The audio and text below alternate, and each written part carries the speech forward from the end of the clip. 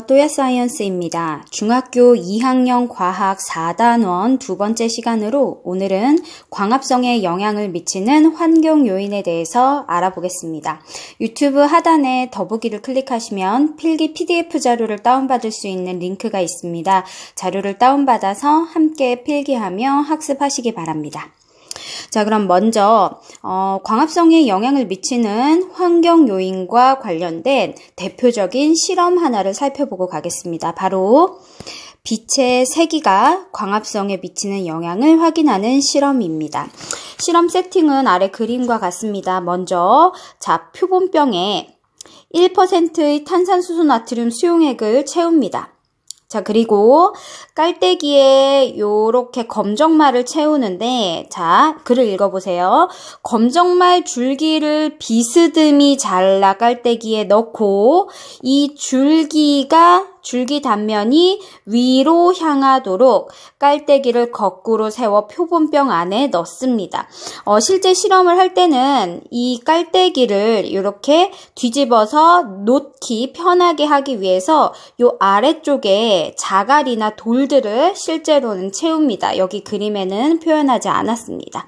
자, 그런 다음에 요 시험관에 역시 1%의 탄산수소 나트륨을 채운 다음에 시험관 입구를 엄지손가락으로 막고 하나 둘 셋 하고 뒤집은 상태에서 이렇게 시험관의 입구가 아래쪽을 향하도록 해서 깔때기 끝부분이 시험관 입구로 덮이도록 이렇게 뒤집어 놓습니다.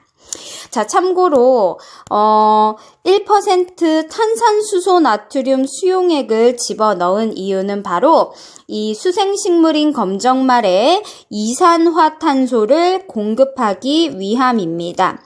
실제로 수생식물들은 물속에 녹아있는 탄산이온으로부터 이산화탄소를 얻게 되거든요. 그래서 대표적인 탄산이온을 갖고 있는 수용액인 탄산수소 나트륨 수용액을 사용해 주는 겁니다. 자, 그리고 검정말 줄기를 비스듬히 자르고요. 그리고 그 줄기 단면이 위로 향하도록 세팅을 하죠. 검정말 줄기 내부에 보면은 통기 조직이 있습니다. 통기 조직이라고 공기를 이렇게 저장하고 있다가 통하게 하는 조직이 있는데, 검정말이 광합성을 하면 산소기체가 생성이 되죠. 그 산소기체가 줄기에 있는 통기 조직에 가서 저장됐다가 필요한 곳으로 운반이 되거든요. 그래서 이 줄기를 비스듬하게 자른 다음에 위쪽을 향하도록 놓게 되면 생성된 산소가 통기 조직에 저장됐다가 위쪽으로 빠져나가게 됩니다. 그러면 뽀글뽀글 기포가 올라오게 되고 우리는 그 기포의 수를 확인함으로써 광합성이 얼마나 많이 일어나는지를 측정하고자 하는 겁니다. 자, 그 다음에 광원을 일정 거리에다가 둡니다. 그런 다음에 광원의 밝기를 달리하면서 검정말에서 생성되는 기포의 수를 1분 동안 측정해서 기록을 합니다. 보통 실험을 할 때는 3번 반복해서 실험을 한 다음에 평균값을 내고 그 평균값을 비교를 하고 분석을 합니다. 자, 여기에서 검정말에서 생성되는 기포라는 건 결국에 광합성 결과 생성된 산소기체를 뜻하는 거고요. 검정말에서 생성된 기포수를 측정한 것은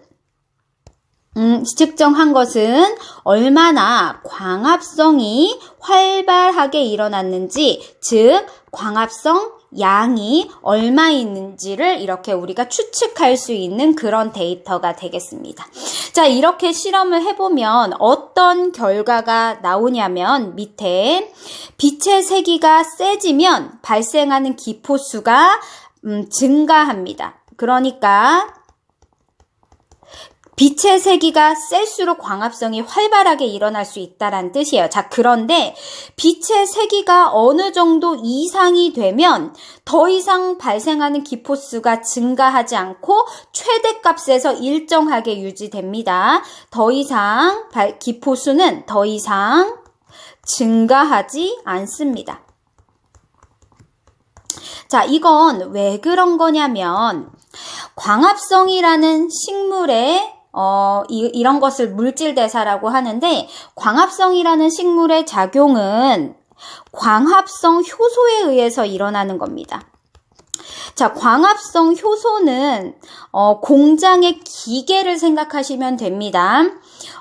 광합성 효소가 광합성을 하는 것은 공장에서 기계가 생산물을 만들어내는 것과 비슷하다고 생각하시면 되는데, 공장의 기계가 풀로 가동되고 있으면 생산량이 더 이상 증가하지 않고 최대값에서 유지가 되죠. 마찬가지로 모든 광합성 효소들이 최대한으로 광합성을 하고 있으면 더 이상 빛의 세기가 강하게 제공된다 하더라도 그 최대값에서 더 이상 광합성 양은 증가하지 않습니다. 그래서 특정 빛의 세기 이상이 되면 더 이상은 광합성 양이 증가하지 않고 최대값에서 유지되는 특징이 있습니다.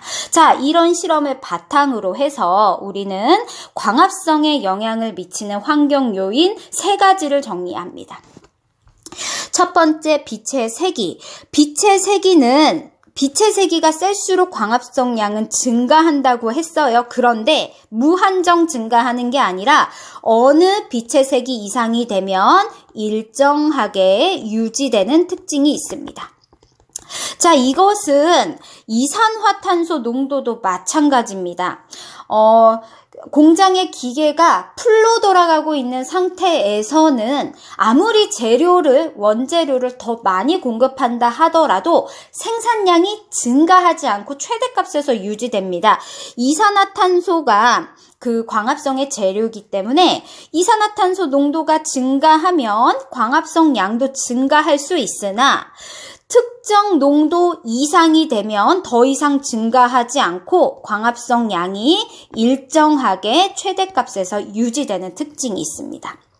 자, 그런데 중요한 건 온도입니다. 온도가 높아질수록 광합성 양이 급격하게 증가하는 특징이 있어요.